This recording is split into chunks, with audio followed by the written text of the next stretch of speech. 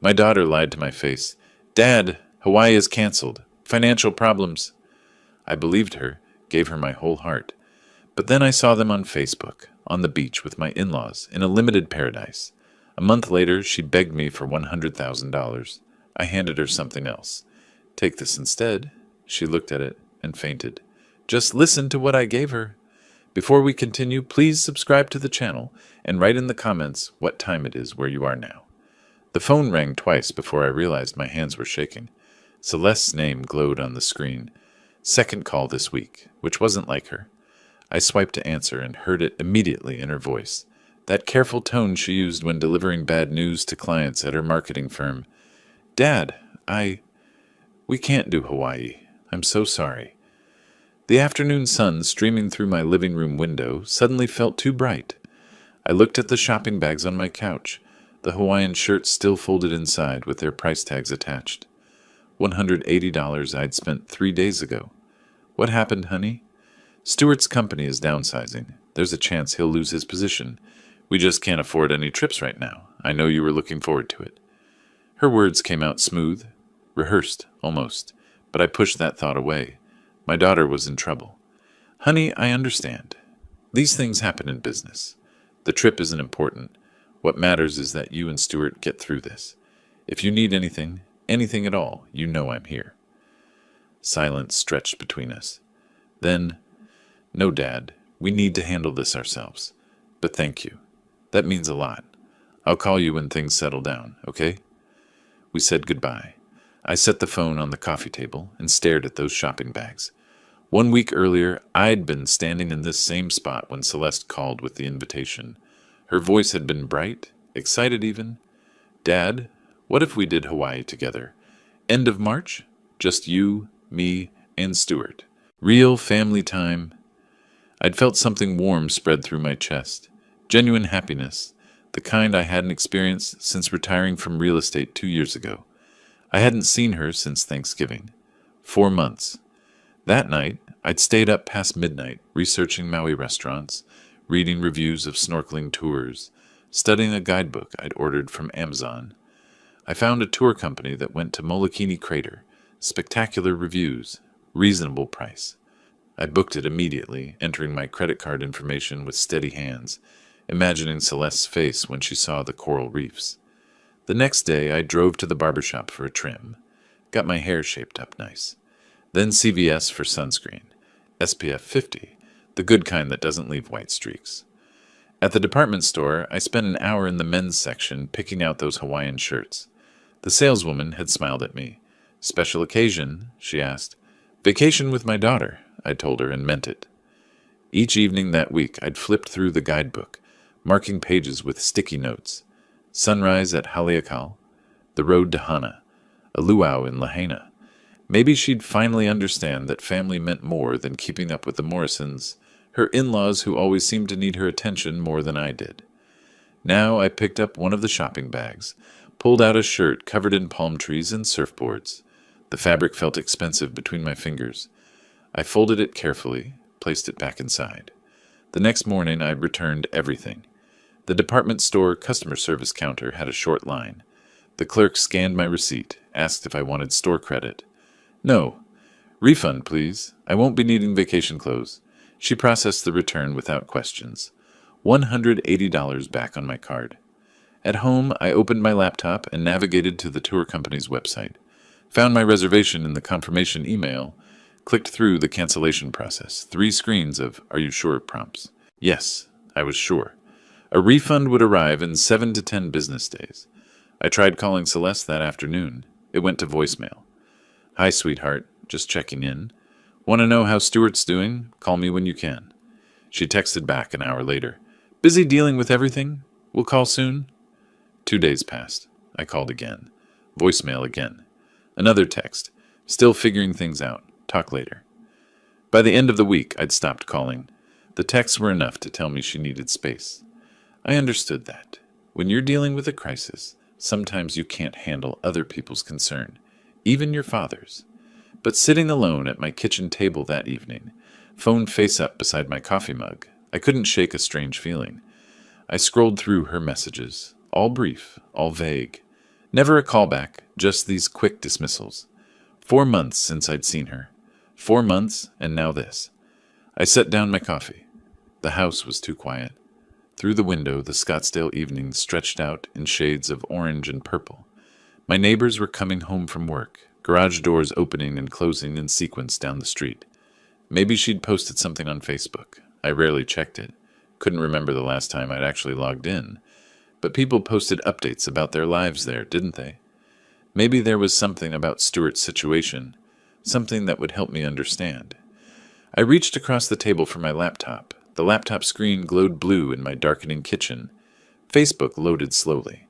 I typed my password wrong, twice, before giving up and clicking, "Forgot password?" The reset email took 3 minutes to arrive. I created a new one, typed it carefully, hit enter. My newsfeed appeared. Random posts from former colleagues at the real estate firm. Photos of grandchildren I'd never met. Spam from groups I didn't remember joining. I scrolled down, not looking for anything specific, just wanting reassurance. Then I saw it. Celeste's post, 6 hours ago. A photo. Celeste and Stuart on a beach. Sunset behind them. Golden light making everything look perfect. Glenn and Nora, the Morrisons on either side, all four of them smiling like they'd won something. The caption read, "Best family vacation. Archer's Ohana time. Hawaii dreaming." I stared, reread it, checked the date stamp, posted yesterday. I clicked on the photo, enlarging it until their faces filled my screen. Celeste's smile was genuine, not the polite one she gave me during holiday dinners. This was real joy. Stuart had his arm around Glenn's shoulders. Nora wore a flower lei. Behind them I could see an expensive resort, the kind with infinity pools and private cabanas. My chest tightened. My hands went numb on the keyboard. Vision narrowed until there was nothing but that photo. I clicked the arrow. Next photo. Glenn holding a Mai Tai, standing on a resort balcony. Next, Nora and Celeste at what looked like a luau, wearing matching flower crowns. Next, all four of them in snorkeling gear, standing on a boat. That boat. I recognized the company logo on the captain's shirt. Molokini Crater Tours. The exact tour I'd booked and canceled. The exact dates we were supposed to travel together. I sat back, breathed slowly through my nose, clicked back to Celeste's main page and scrolled down through her recent posts. 2 weeks ago, before she'd called to cancel. "Can't wait for upcoming adventures." The comments underneath made my stomach turn. "Lucky you!" "So jealous." And Nora's comment, posted the day after Celeste had invited me. "So excited for our family trip." Our family trip, not ours. Theirs. I scrolled further back, found a post from 3 weeks ago. A screenshot of plane tickets with the destinations blurred out. Caption reading, "Countdown begins." Glenn had commented with a string of palm tree emojis. 3 weeks ago, before Celeste ever called to invite me. The pattern crystallized. She'd planned this vacation with the Morrisons first, then invited me. Maybe Glenn and Nora pressured her. Maybe she felt obligated. Then she'd uninvited me with that story about Stuart's job, about finances, about needing to handle things themselves. Stuart's job was fine. Their finances were fine. That resort in the background cost $400 a night minimum. They needed me out of the way. I didn't rage, didn't punch the table or throw the laptop. My real estate training kicked in instead. Document everything. Evidence first, emotion later. I took screenshots, every photo, every comment, every timestamp. Saved them to a new folder on my desktop. Celeste, March 2025. Methodical. Professional. Like reviewing a contract before signing. When I finished, I had 17 files saved. I closed the laptop with a quiet click and sat in the darkness. I hadn't bothered turning on the kitchen light. The sunset had faded completely while I'd been lost in those photos. I reviewed the facts clinically. 1. Celeste planned a Hawaii trip with her in-laws. 2. She invited me as an afterthought. 3. She deliberately canceled using a false excuse. 4. She went anyway with the Morrisons. Why? Was I too boring for them? Too old? A reminder that Celeste came from somewhere other than their upper-middle-class Scottsdale social circle? Or maybe simpler, the Morrisons wanted their family vacation, just them and Stuart and Celeste chose them. I stood, walked to the kitchen drawer, and retrieved the notebook I used for grocery lists. Opened to a fresh page. Wrote at the top in careful block letters, "What I know, what I need to know." First entry. Celeste lies easily. Why? What does she want? I spoke each word as I wrote it, my voice the only sound in the empty house. Don't call. Don't text. Don't let her know I know. Wait. Watch. Learn. I closed the notebook and tucked it beneath some old bills in the drawer. The laptop stayed shut on the table. My phone sat there too. Screen dark. No new messages from Celeste. She was too busy enjoying Hawaii to check in with her father. I walked to the window and looked out at my neighborhood. Porch lights glowing. Someone walking a dog down the sidewalk.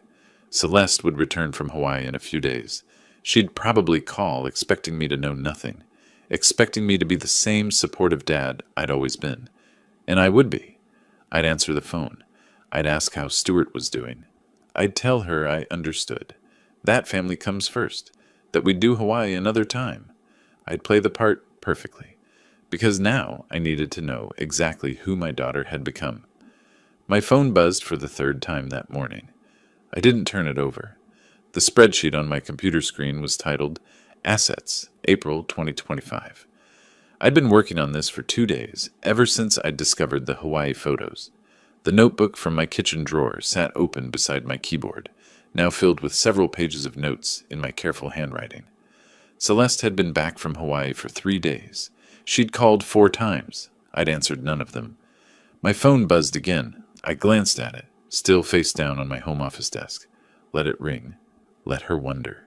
The spreadsheet told a clear story. Property tax assessment. $850,000 for the house, no mortgage. I'd paid it off 5 years ago with proceeds from my final commercial sale. Investment portfolio statements spread across my desk showed $420,000 in mixed index funds and bonds, conservative allocations, the kind you make when you're retired and don't need risk.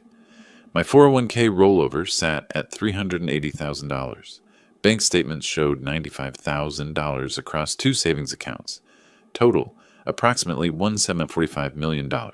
I wasn't just counting, I was planning. The next spreadsheet hurt more to create. I'd titled it, Gifts Celeste Griffin Morrison 2017-2025. 8 years of marriage, 8 years of emergencies. I pulled up old bank statements, clicked through years of digital records. Found the wedding contribution, $25,000, paid by check in June 2017. I still had the image saved. Pay to the order of Celeste Griffin for wedding expenses. $15,000 toward her Honda in 2019 when she'd called crying about her old car breaking down. $8,000 for living room furniture in 2021. Dad, we're finally buying our first real couch, the one we've been saving for. But those were just the large ones. I scrolled through Venmo history, found transaction after transaction. $2,000 for unexpected medical bills, $3,000 for Stuart's certification course, another $2,000 when their air conditioning died, $1,500 for emergency home repairs. Each time, she'd called with urgency in her voice. Each time I'd transferred the money within hours. I tallied the final sum, $79,400 over 8 years, nearly $10,000 per year. Every year, for almost a decade. The pattern was undeniable. I wasn't a father to her. I was a bank. My phone rang again. I picked it up this time, checked the screen. Voicemail notification, 4th one this week. I played it on speaker. Dad, I'm getting worried now. You haven't called back. Please let me know you're okay. I'm going to stop by this afternoon, around 3. I need to see that you're all right. I checked my watch. 2:47 p.m. 13 minutes. I saved the spreadsheets, closed them, put the notebook in my desk drawer, locked it, walked to the bathroom, checked my appearance in the mirror. I looked the same as always. Gray stubble I'd forgotten to shave, reading glasses hanging from a cord around my neck, old cardigan with the stretched pockets. The doorbell rang at exactly 3 o'clock. Through the window I saw Celeste's silver Lexus in my driveway. She stood on the porch holding a coffee carrier with 2 cups. Her concerned expression looked practiced. I took 30 seconds to compose myself, breathed evenly, arranged my face into neutrality, opened the door. Dad, I was worried. She thrust one of the coffees toward me. You haven't been answering your phone. I called 3 times this week. Are you okay? I'm fine. I accepted the coffee, but didn't drink. Just busy with some things. You didn't need to drive over? I stepped aside. She entered, looking around like she expected to find evidence of crisis. Medical emergency, fall, something that would explain my silence. We sat in the living room, not the kitchen where I'd discovered her betrayal. That room was contaminated now. Celeste perched on the edge of the couch, her coffee cup balanced on her knee. She started chattering, nervous energy filling the space between us. Work has been crazy since we got back. The marketing campaign deadline moved up, and Stuart's been putting in extra hours. You know how it is. She didn't mention Hawaii directly, testing whether I knew. The weather's been beautiful, though. Have you been getting out? Maybe we could do lunch sometime this week. Sounds busy. She waited for me to ask questions. Usually I did. How's the campaign going? What's Stuart working on? When did you want to do lunch? I said nothing. The silence stretched. She sipped her coffee, set it down, picked it up again. So what have you been up to? You said you were busy? Just been handling some paperwork, financial reviews, that sort of thing. Oh, another pause. That sounds thorough. 15 minutes passed like this. Brief exchanges followed by uncomfortable silences. I could see her growing more uncertain with each response I didn't give, each question I didn't ask. Finally, she set down her coffee with more force than necessary. Dad, is something wrong? You seem different, distant. Did I do something? I looked at her directly for the first time since she'd arrived. I'm the same as I've always been, Celeste. Maybe you're the one who's changed. The statement hung between us. Her eyes widened slightly. Did he know? How could he know? I don't... What do you mean? How's Stuart's job situation? I kept my voice level. That downsizing you mentioned? She blinked. Oh, that. It worked out. False alarm. Everything's fine now. I'm glad to hear it. I watched her face carefully. Must be a relief. Yes, huge relief. She laughed nervously. So we didn't need to worry after all. Just one of those corporate things that sounds worse than it is. I nodded, didn't smile, didn't reassure her that I understood. She stood abruptly. I should get going. Stuart's expecting me home. But Dad, please answer your phone next time. I really was worried. I walked her to the door. She turned on the porch, looking like she wanted to say something else. Changed her mind. Got in her Lexus and pulled away. I stood at the window, watched her car disappear down the street. Then I returned to my office, unlocked the desk drawer, pulled out the notebook, opened to a fresh page, wrote at the top, next steps. Below it, 3 items. 1. Legal consultation, trust attorney. 2. Asset protection strategy. 3. Wait for her next move. My phone sat on the desk, screen dark. She'd call again. Next time, I'd answer. I'd be pleasant. I'd listen to whatever she needed, and I'd use every word to build my case. But first, I needed to talk to a lawyer. The attorney's office was on the 14th floor. I took the elevator. Richard Chen's firm occupied a modest suite in downtown Phoenix, Chen and Associates, etched in frosted glass on the door. I'd arrived 15 minutes early for my 2 p.m. appointment. The manila folder on the passenger seat of my car contained printed copies of my financial spreadsheet. The notebook sat beside it. I'd found Chen through 3 hours of research. 5 client reviews had convinced me. Thorough. Explains complex concepts clearly. Protected my assets from family disputes. That last one had caught my attention. The receptionist led me to Chen's office. He stood when I entered. Mid-50s. Dark suit. Firm handshake. His office was professional without being pretentious. Law books lining shelves. Family photos on the credenza. Framed certificates on cream-colored walls. Mr. Griffin, please sit. He gestured to a leather chair across from his desk. You mentioned on the phone you're interested in estate planning? I settled into the chair, placed my folder on my lap. I'm 63, retired, with substantial assets. 1 daughter, married. I'm concerned about asset protection and tax optimization. I'd like to explore setting up an irrevocable trust. Chen opened a legal pad, made notes. Irrevocable trusts serve several purposes. What are your primary goals? I want to support causes I believe in while ensuring proper management of assets. Long-term protection against potential claims or disputes. He nodded. Family disputes are more common than people realize. Are there specific concerns about your daughter? I chose my words carefully. I want my estate distributed according to my values, not assumptions about family obligations. Understood. Chen leaned back. Let me explain how irrevocable trusts work. Once established, you cannot modify or reclaim assets placed in them. The beneficiary you designate at creation has clear legal rights to those assets. You give up control permanently. That's what makes them powerful for asset protection, but it's also irreversible. Are you certain about this direction? I'm certain. I've spent considerable time thinking about my legacy and what I want to support. This is the right structure for my goals. Chen walked me through the mechanics. The trust would hold whatever assets I transferred. Could be cash, property, investment accounts. Beneficiary designation was critical and permanent. Tax benefits existed if structured correctly. The process would take 2 to 3 weeks. Draft documents, review, revisions, notarization, then formal asset transfer. Cost is $3,500 for comprehensive trust creation plus will revision. Does that work for your budget? That's fine. I didn't negotiate. This wasn't a casual inquiry. We spent another 40 minutes discussing details. I provided my financial overview without emotional context.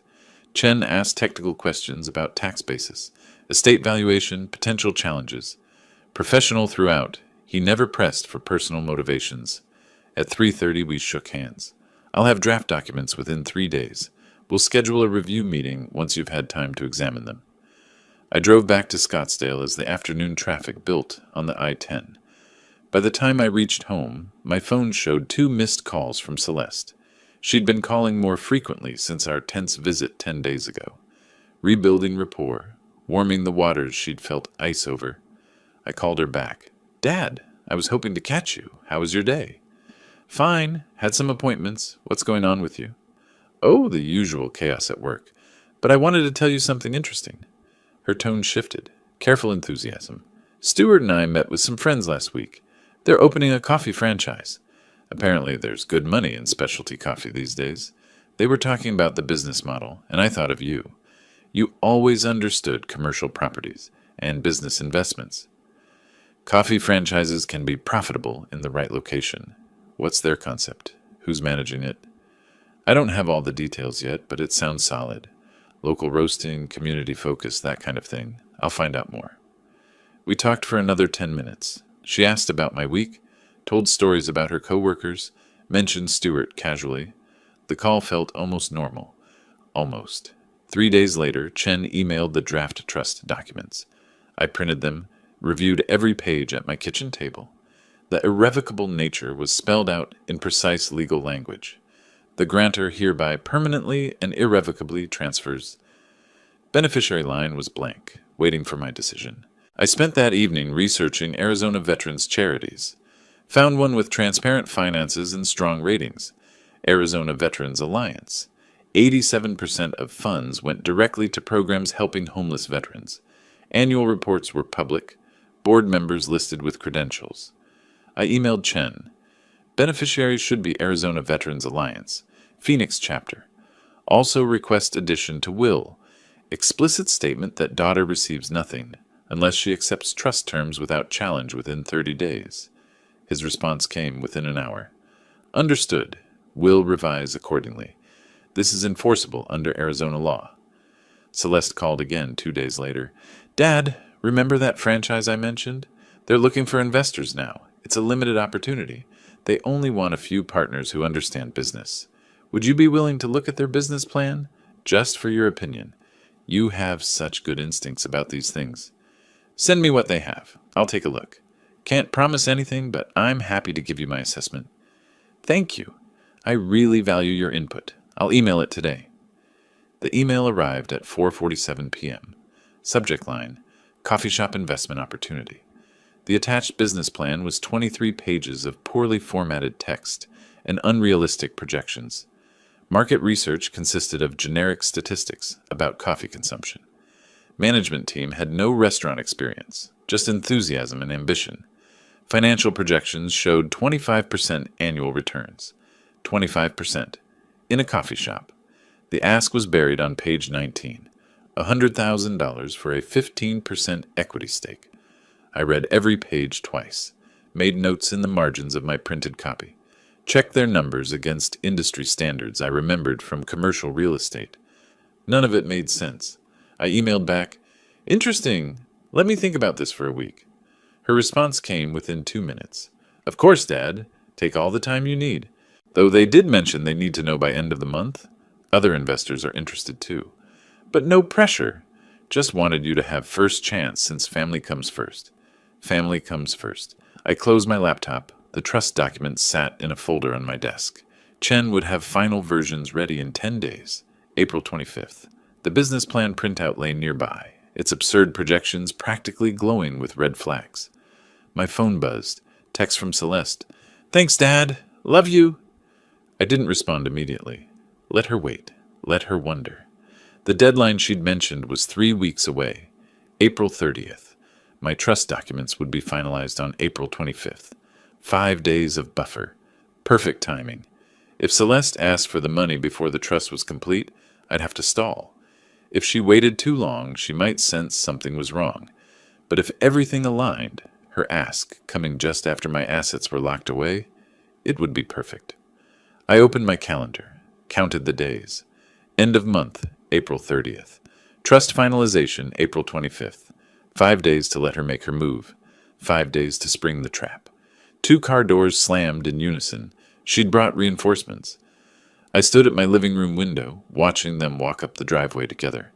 Stuart carried a leather portfolio under one arm. They'd come prepared for a presentation. The early May sun glared off windshields and concrete. Arizona heat, already building toward summer. My phone had buzzed that morning with Celeste's text. "Can Stuart and I come by this afternoon? Want to discuss that opportunity with you in person?" Translation: time to ask for my money. The trust documents had been finalized 2 days ago.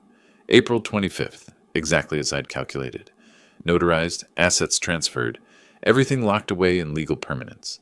The manila envelope with copies sat in my desk drawer. I knew exactly where it was. Celeste didn't know any of this. I opened the door before they could ring the bell. Celeste hugged me, overly warm, compensating for the tension from our last meeting. Stuart shook my hand with businessman firmness. "Thanks for making time, Gus. We really appreciate it." "Coffee?" I headed toward the kitchen without waiting for an answer. They settled into the living room while I ran water, measured grounds, listened to them murmur to each other. When I returned with 3 cups, Stuart had already spread documents across the coffee table. The portfolio lay open, revealing the same business plan I'd already dissected, plus some hastily added pages. Stuart took the lead, voice rehearsed and confident. "Gus, we've been watching the specialty coffee market closely. The growth trajectory is exceptional, especially in college areas. Our friends secured a prime location in Tempe, right near ASU campus. Student traffic, young professionals, perfect demographics for specialty coffee." He pulled out his tablet, showed me a simple spreadsheet. "The investment we're discussing is $100,000 for a 15% equity stake. We already have 3 other investors committed. The projections show break-even in 18 months, then 20 to 25% annual returns." I sipped my coffee. Let him finish. "The franchise provides comprehensive training and support. Everything's turnkey. Build-out, equipment, operating systems, all included in the investment. We just need to close the funding round by month's end to proceed with the lease signing." I set down my cup. "Who's managing day-to-day operations? What restaurant experience do they have?" Stuart's confidence flickered. "The franchise provides extensive training. They walk you through everything." "That's not what I asked. Who specifically will be there daily, making decisions, handling staff?" "Well, our friends, the primary investors, they're committed to hands-on involvement." "What's their background? Previous restaurant management, food service?" They're motivated entrepreneurs. The franchise system is designed to... And the lease structure? What are the terms? How much is covered by this investment versus ongoing operational costs? Celeste intervened, taking my hand across the table. "Dad, I know you're being careful. That's smart. But this is about more than just numbers on paper." Her voice softened. Stuart and I have been talking about our future, about starting a family. This investment could give us the stability we need. Your grandchildren could grow up knowing their grandfather helped build something meaningful. First mention of grandchildren. Obvious manipulation, but delivered with enough apparent sincerity that someone who didn't know better might believe it. I looked directly at her face, studying whether she believed her own words. Starting a family is significant. That's exactly why this deserves careful consideration. $100,000 is substantial. Stuart jumped back in, sensing an opening. If you have specific questions, maybe we can address them now? The timing is really critical here. The other investors need confirmation by month's end. If we can't commit, they'll have to find another partner. Then they'll have to wait 1 week for my answer. I kept my voice level. That's reasonable. If the opportunity is solid, it can withstand 7 days of due diligence. Celeste's face fell. She'd expected enthusiasm, or at least immediate interest. Dad, 1 week. That's my decision.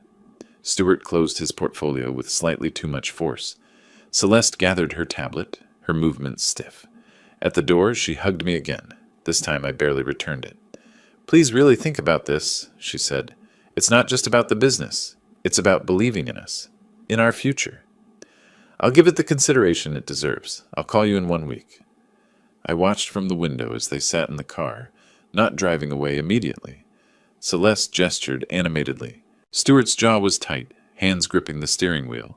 They were clearly debating what went wrong, why I hadn't jumped at the chance to invest in their future. Finally, they pulled away. I returned to my office, unlocked the desk drawer. The manila envelope lay exactly where I'd placed it.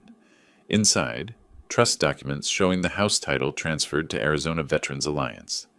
65% of my liquid assets locked away in irrevocable structure. Will revised with explicit conditions. All completed 2 days ago. She'd asked for $100,000. I'd just made sure she'd get exactly what she deserved. I pulled out my phone, composed a text carefully. I've made my decision. Come by on Friday afternoon. Come alone, just you and me this time. Read it twice. Sent it.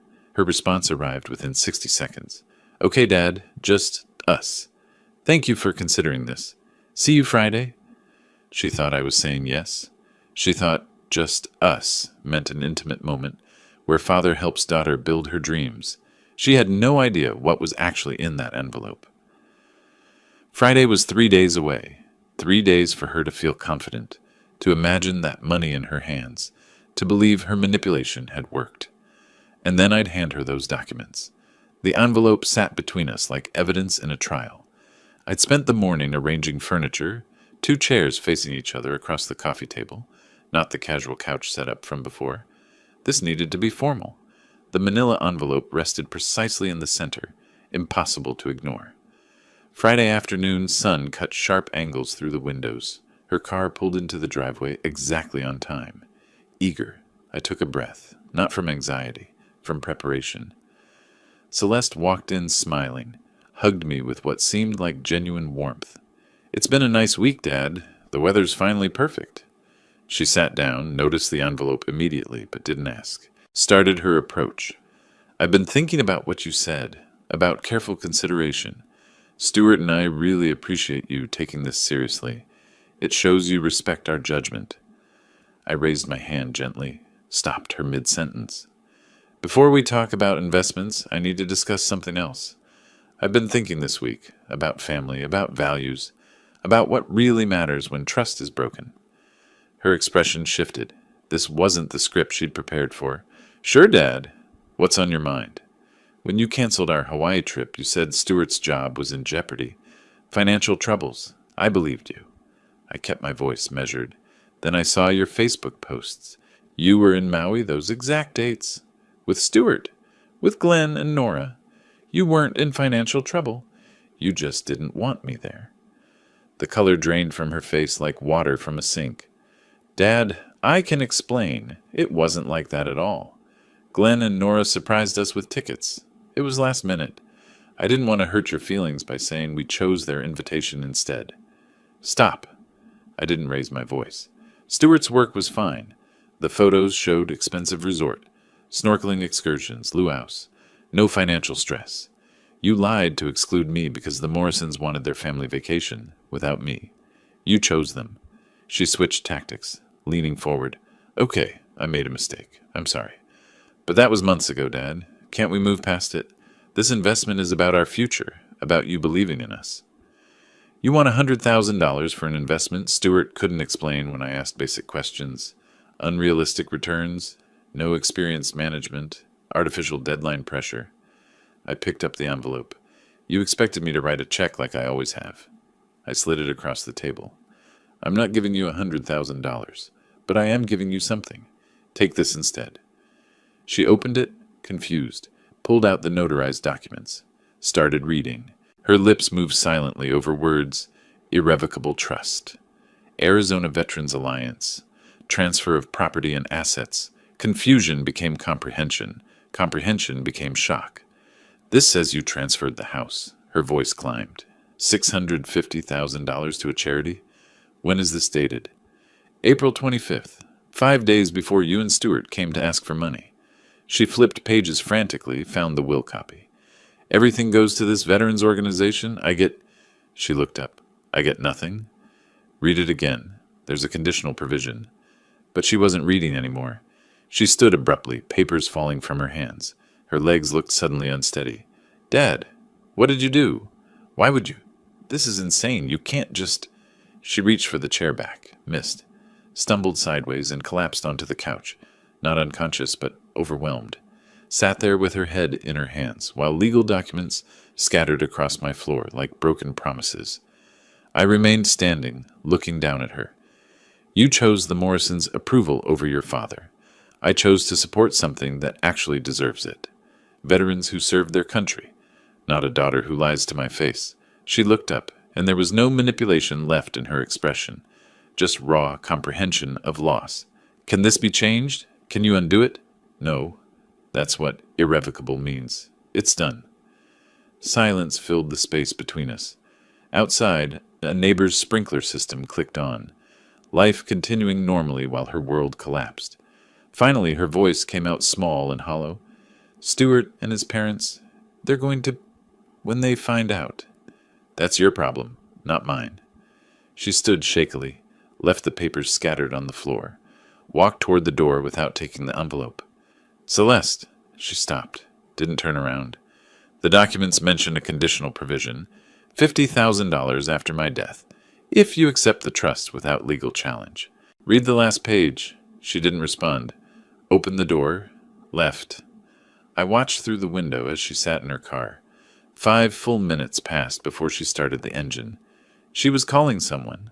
Stewart, probably. Or Glenn. Breaking the news. I could imagine the conversation, the disbelief, the rage that would follow. Let them be angry. Let them plot. The trust was irrevocable. The law was on my side. I turned away from the window and began picking up the scattered papers from the floor. Each page represented months of planning, careful legal construction, and one simple truth. Actions have consequences, even for daughters who forget where they came from. Her car sat in my driveway for 7 minutes. I counted. I stood at the window, holding the papers I'd just picked up from the floor. Through the glass, I could see Celeste's shoulders shaking, phone pressed against her ear. She was crying, gesturing with her free hand. Stewart, probably, or already calling Glenn with the news. I turned away, carried the scattered documents to my office, filed them methodically in the manila folder with the other copies. The phone stayed silent for 43 minutes. Then it started.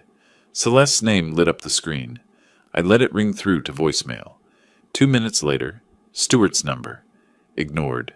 Then Celeste again. 3 more times before I turned the phone face down on my desk. The vibrations continued, rattling against the wood like an insistent knock. That evening, I reviewed Richard Chen's contact information, made notes about what had happened, timestamps, exact words exchanged, documentation, a habit from 30 years selling real estate.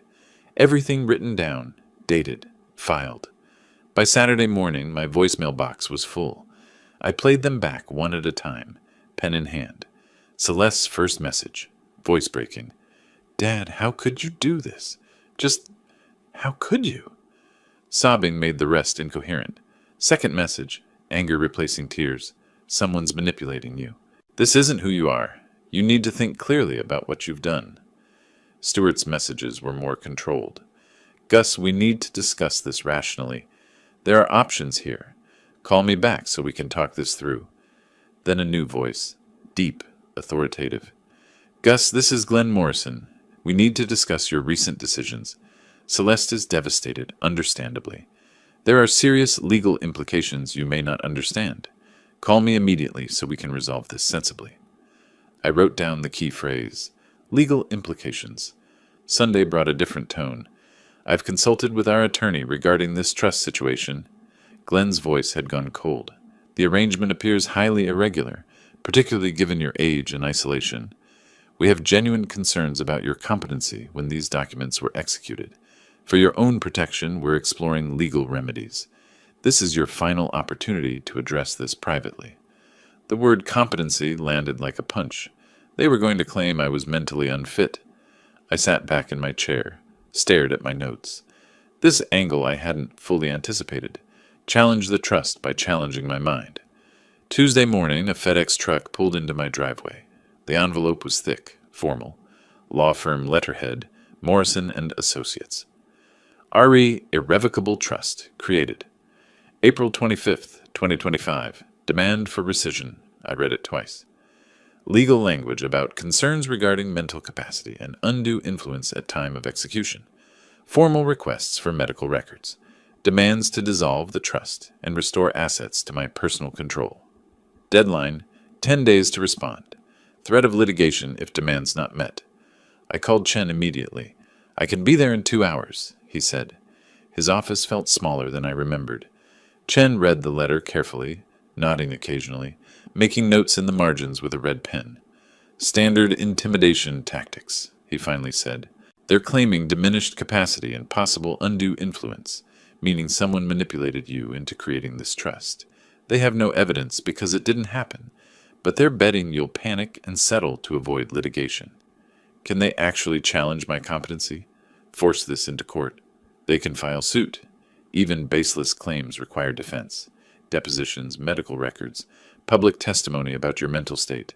It's expensive, invasive, and time-consuming. Chen set down the letter. But we have advantages. The trust predates their money request by 5 days. That proves it wasn't impulsive revenge. You were represented by counsel, me.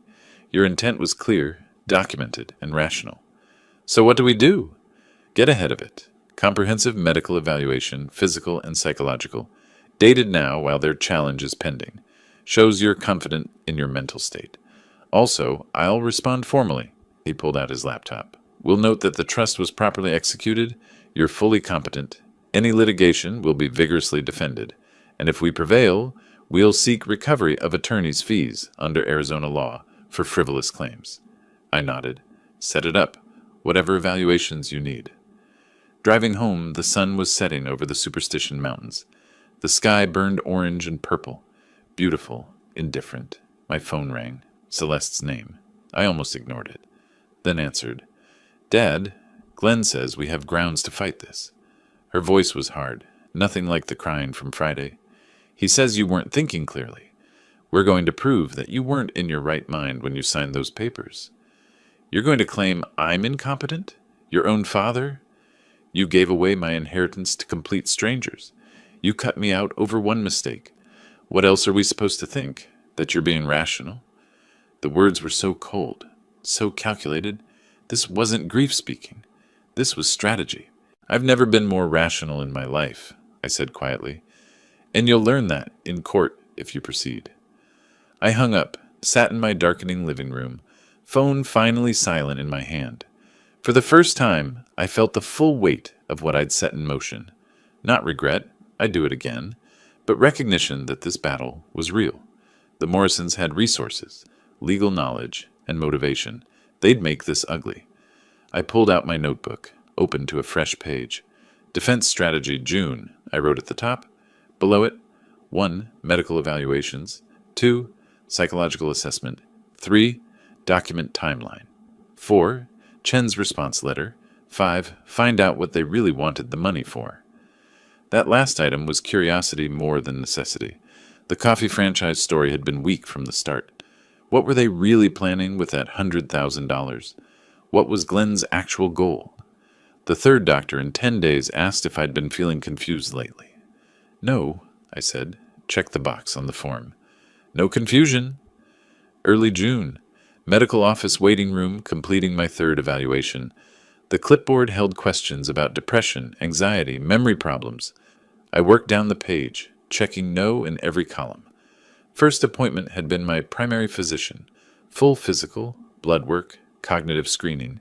Second was a neurologist. Detailed assessment, memory tests, executive function evaluation. Now, a psychologist for comprehensive mental status examination. Each time, the same question. Why are you here? Each time, the same answer. My family is claiming I'm mentally incompetent. I need documentation proving otherwise. The psychologist called me back, mid-40s, professional but warm. Her office had plants, soft lighting, 2 comfortable chairs angled toward each other. Your family has raised concerns about your mental capacity, she said, reviewing her intake notes. From my assessment today, I see no evidence of cognitive impairment, depression, or diminished judgment. Can you explain, in your own words, why you made these estate planning decisions? I'd prepared for this, kept it clear and factual. I discovered my daughter had lied to me about significant matters. I decided to redirect my estate toward causes I believe deserve support, rather than rewarding deception. It was a deliberate, carefully considered decision made with legal counsel, she wrote for a long moment. That sounds like a rational choice, even if others disagree with it. That's what I thought. The results came within a week. Primary physician, excellent physical health for 63 years old, all vital signs normal, no medications affecting cognition. Neurologist, mini mental state, examination score 29 out of 30, 1 point off for the exact date, which was acceptable. No signs of dementia or cognitive decline. Psychologist, detailed report, concluding patient demonstrates clear logical thinking, appropriate judgment, and full awareness of his decisions and their consequences. While I collected medical documentation, the Morrisons launched their own campaign. My former colleague, Tom Bradley, called on a Wednesday. Gus, I sent you something. Check your email. I opened it. Screenshot of Celeste's Facebook post from 2 days earlier. Sometimes the people you love most need help they won't accept. Watching a parent struggle with difficult decisions is heartbreaking, sending strength to everyone dealing with aging family members. Comments underneath. So sorry you're going through this. Thinking of you. Praying for your family. She hadn't named me. Didn't need to. People are talking, Tom said. Glenn Morrison's been holding court at the country club, telling everyone you've lost your grip on reality, giving away your estate to random organizations. People who don't know you well are starting to believe it. It's more complicated than Glenn makes it sound, Tom. I had solid reasons for my decisions. They're applying pressure to force me to reverse them.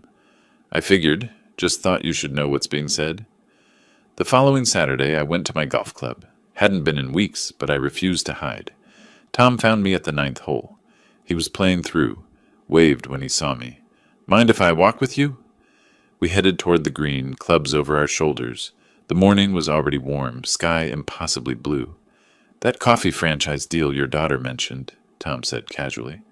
I ran into Mike Patterson last week. They were supposedly investing in the same thing, right? I brought it up. Thought he might have details. He had no clue what I was talking about. Said they weren't investing in any franchise. I stopped walking. What made you bring it up with Mike? Just conversation, thought it was interesting. Tom pulled out his putter, lined up a shot. But then I heard Glenn at the clubhouse talking about his house renovation. And buying a boat. Expensive one, too. This was right after your daughter asked you for money.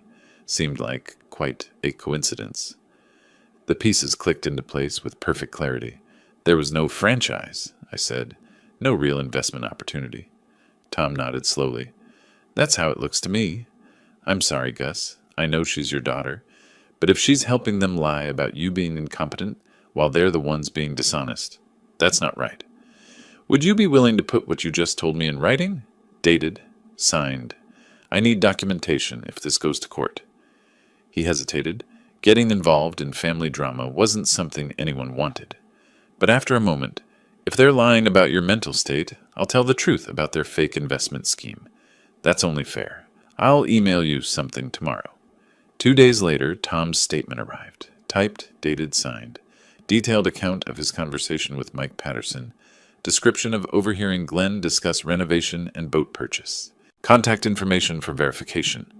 I forwarded it to Chen immediately. By mid-June, my defense package was complete. 3 medical evaluations showing full competency. Psychological assessment confirming sound judgment. Timeline proving the trust preceded their money request by 5 days. Tom's statement exposing the fraudulent investment scheme. Documentation of Celeste's Hawaii deception with Facebook screenshots. Chen reviewed everything in his office, papers spread across his desk. "This is excellent," he said. "The medical evaluations are thorough and recent. They can't claim you were impaired 2 months ago, but competent now. The timeline proves clear intent, not impulsive revenge, and Tom's statement destroys their credibility. If they proceed with litigation after seeing this, they're risking sanctions for frivolous claims. What's the next step? We wait for their formal filing. If they actually sue, we respond with all of this. We'll also file a motion for attorney's fees. Frivolous litigation should cost them, not you. Meanwhile, the 10-day deadline from their initial letter has passed. They haven't filed yet. What does that mean?" Chen leaned back in his chair. "Could mean they're reconsidering. Could mean they're preparing a stronger case. Or," he paused, "could mean they're trying a different approach first." My phone buzzed on his desk. Text message from Celeste. "Dad, can we talk? Just you and me. No lawyers. Please." I showed Chen the screen. He read it and looked up. "That's the different approach. They want to negotiate." The lawsuit that never was officially ended on a Tuesday morning. Richard Chen slid the letter across his desk. 1 page, formal letterhead, legal language about withdrawal of claims upon further review of circumstances and evidence. Translation: they'd seen my medical evaluations, Tom Bradley's statement, and knew they'd lose. Their attorney would have been sanctioned for pursuing a frivolous claim, Chen said. His smile was professional, but I could see satisfaction behind it. The trust is ironclad. You've proven competency beyond any reasonable doubt. Will they try again? Not through legal channels. But family pressure? That's different. He tapped his pen against the desk. That's why Celeste wants to meet without lawyers. She's going to ask you to voluntarily modify the trust. I'd expected this. Anticipated it, even. I'll meet with her, but on my terms. That afternoon, I texted Celeste, "We can meet. My house Friday afternoon. Come alone." I didn't tell her the lawsuit was withdrawn. Let her think it was still pending. Friday, I prepared like a business negotiation. Printed Tom Bradley's statement. Found the Facebook screenshots from Hawaii. Arranged them on my coffee table, ready if needed. The doorbell rang at 2 o'clock. Celeste looked tired. No makeup, simple jeans, and a plain shirt. Calculated vulnerability. She hugged me. I allowed it stiffly. We sat in the living room. Same spot where I'd handed her the envelope months ago. "Dad, I've had weeks to think." Her voice was soft. "About what I did, the lies, Hawaii, how I treated you." Pause. "I was wrong. I let Stuart's parents influence me too much. I prioritized the wrong things. I'm sorry." Her eyes welled up. Real tears or performance? I couldn't tell. Didn't care. I said nothing. "I know I hurt you. I know trust is broken. But I'm still your daughter. That has to mean something." She shifted tactics. "I'm not asking for that investment money. That was a mistake anyway. But the trust, couldn't we revisit it? Maybe add me as co-beneficiary with the charity? You'd still help veterans while also helping your own blood." I'd heard enough. I picked up Tom's statement from the coffee table. Slid it across to her. "Before we discuss trusts, let's discuss truth. There was no coffee franchise, was there?" She picked up the paper. Started reading. Her face went pale. "Mike Patterson never invested. The opportunity never existed. Glenn wanted money for his house renovation and a boat." I pulled out the Facebook screenshots. "And Hawaii wasn't a last-minute surprise. You planned that trip with the Morrisons from the start." I showed her the posts. Her own words, dated before she'd invited me. "That's not—" Tom misunderstood the situation. "Tom has given a sworn statement. The evidence is clear. She tried a different approach. Glenn and Nora pushed the investment idea. When I found out what they really wanted the money for, I was already committed. You don't understand what it's like being married into that family. The pressure, the expectations. I'm caught between you and them.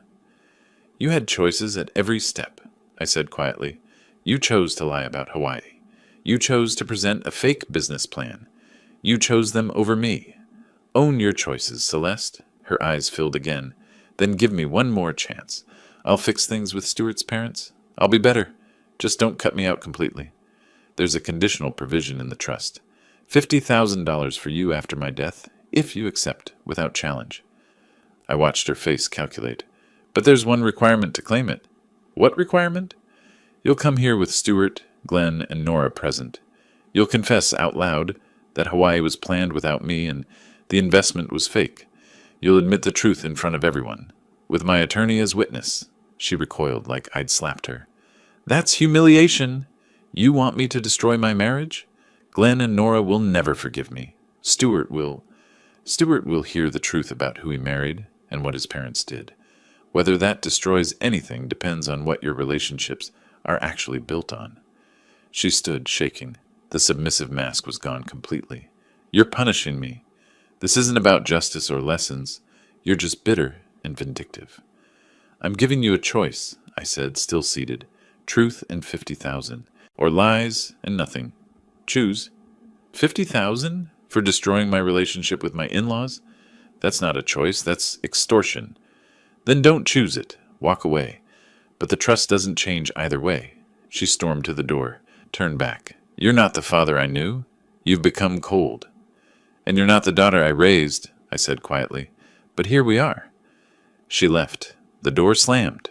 I sat in the empty room, surrounded by printed evidence of betrayal. Gathered the papers slowly, returned them to my files.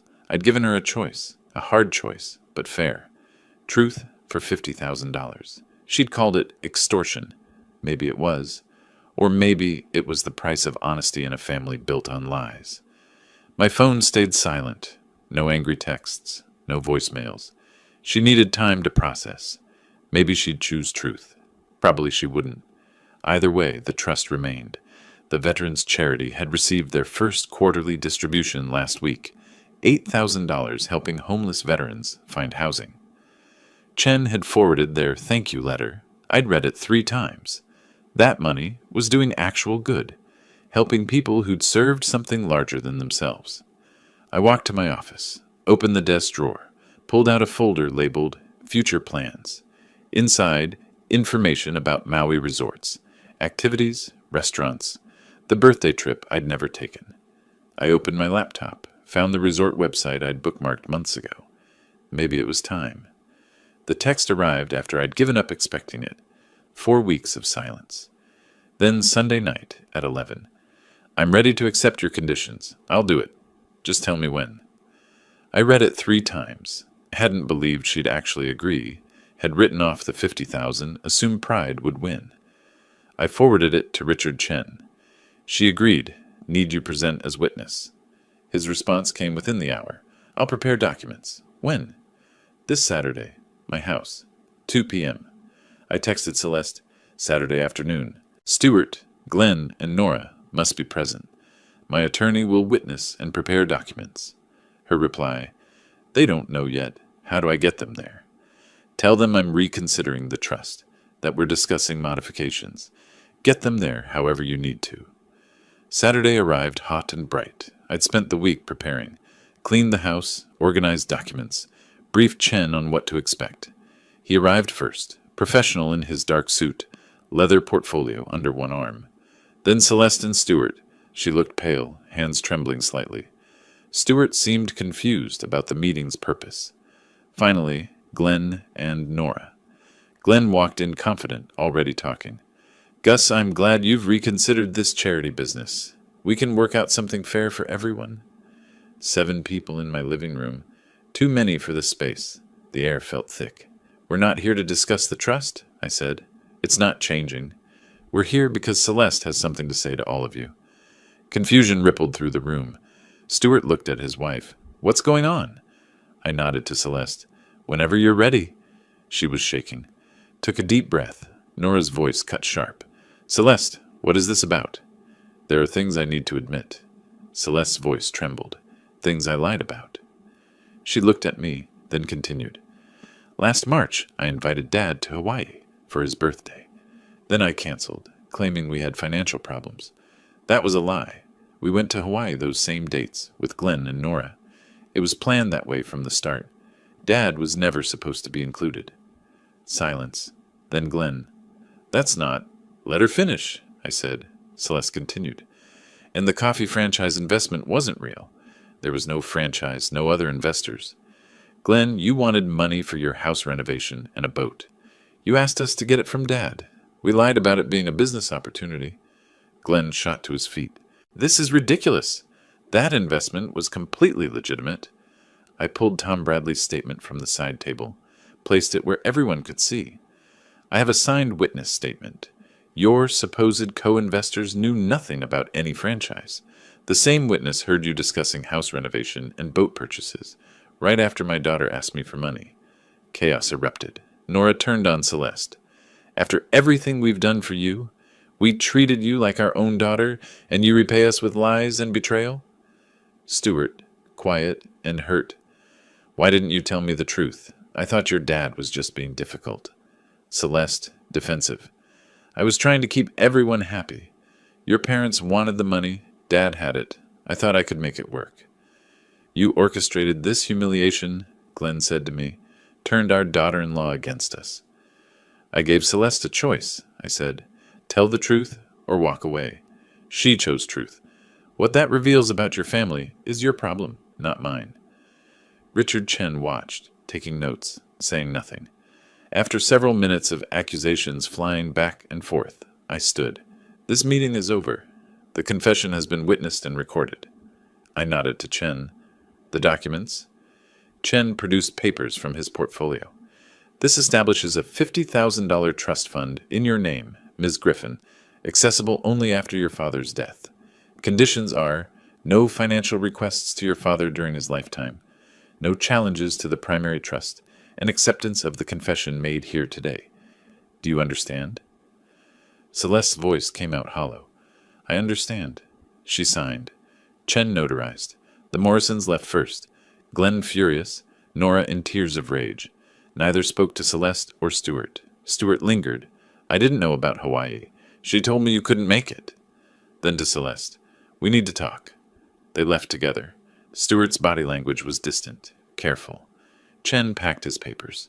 That was uglier than expected. It needed to be ugly, I said. Pretty lies got us here.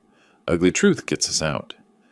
After he left, I stood alone in the quiet living room, picked up a letter from my desk, from Arizona Veterans Alliance, thanking me for the quarterly distribution that helped house 3 homeless veterans, real people, real help, real purpose. I walked to my office, opened my laptop. The Maui Resort website was still bookmarked. I completed the reservation I'd started weeks ago.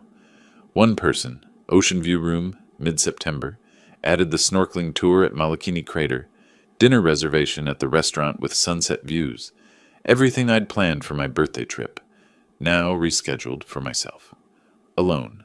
The confirmation email arrived. Hawaiian Airlines, seat 12A, window seat. 1 passenger, Gus Griffin. I looked at the screen and allowed myself a small smile. 63 years old and finally learning that freedom isn't given, it's taken. One decision at a time. The house felt peaceful, not empty, peaceful. Next month, the Veterans Charity would receive another distribution. Chen had called it meaningful impact. I called it money actually doing good instead of funding lies. I printed the Hawaii itinerary, placed it in a folder on my desk. September in Maui. Sunrise from Haleakala. Snorkeling. Fresh fish while watching sunset. Alone, but not lonely. Free from the weight of other people's expectations. My phone stayed silent. No texts from Celeste. No calls from Stuart. No threats from Glenn. The silence itself was victory. I walked to the window. The Arizona sun was setting, painting the desert gold and red, beautiful and harsh at the same time. Like truth, I'd won. Not by destroying them, but by refusing to be destroyed. Not by taking revenge, but by taking back control. They could keep their anger and their blame. I'd keep my integrity and my ticket to Maui. Fair trade. If you like this story, please like this video, subscribe to the channel, and share your impressions of this story in the comments. To listen to the next story, click on the box on the left. Thank you for watching.